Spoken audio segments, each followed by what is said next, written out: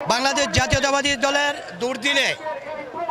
দুর্দিনে দুঃসময় আওয়ামী লীগ ফেসিবাদ সরকারের নিপীড়িত জুলুম নির্যাতনের সময় এই আজকের যে জামান কামাল মোল্লা ভাই উনি এই 17 আসনের তথা ভাষানট্যাগ গুলশান বনানীর এই 3 থানার সর্বোচ্চের নেতাকর্মীকে উনি সর্বোচ্চ সহযোগিতা করে তাদের পাশে থেকে আন্দোলন করেছে।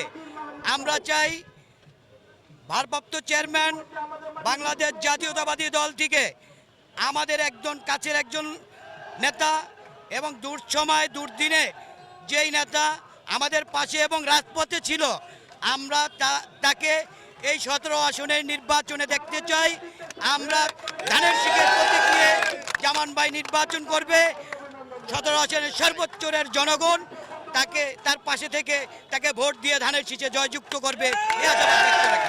উপস্থিত এ বিষয়ে তো অবশ্যই ভালো লাগা কাজ করতেছে এবং আজকে আমাদের প্রোগ্রাম হচ্ছে জামান কামাল মোল্লা ভাই 17 আসন থেকে ধানের শীষের প্রতীকে নির্বাচন করতে চাচ্ছে। আসলে আমরা জাতীয়তাবাদী বিএনপি পরিবার থেকে আমরা চেয়ারম্যান এবং ভারপ্রাপ্ত চেয়ারম্যান তাদের কাছে প্রত্যাশা অবশ্যই রাখবো যে আমাদের ধানের শীষের প্রতীকে ধানের শীষের প্রার্থীকেই 17 দেওয়া হোক, এই প্রত্যাশাই রাখবো। এবং আমরা আসছি আজকে তারেক রহমানের 31 দফা বাস্তবায়নের লক্ষ্যে লিফলেট বিতরণের উদ্দেশ্যে।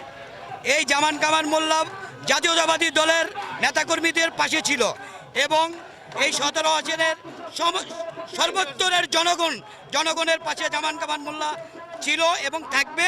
আমরা আশা করি জামান কামাল মোল্লা এখানে 90% বা বিপুল ভোটে জয়যুক্ত হবে, এই আশাবাদ ব্যক্ত রাখি এবং আমরা জামান কামাল মোল্লার পাশে থাকব এবং ধানের শীষের প্রতীক নিয়ে সে নির্বাচন করবে। সেই নির্বাচনে সে জয়যুক্ত হবে, যে সংসদে যাবে, এই আশাবাদ ব্যক্ত রাখছি। পছন্দের প্রার্থী অবশ্যই জামান কামাল মোল্লা ভাই। এরপরে যদি দল থেকে অন্য কাউকে মনোনীত করে ধানের শীষের প্রতীকে, সেই ক্ষেত্রে আমরা ধানের শীষের প্রতীকেই কাজ করব। অন্যথায় যদি অন্য কাউরে করে অন্য দলের বা অন্য কোনো মার্কার, আমরা তখন বিবেক বিবেচনার পরে দলের সিদ্ধান্তের পরে অনেক কিছু নির্ভর করবে। এই মুহূর্তে এখনই ক্লিয়ার কিছু বলা যাচ্ছে না।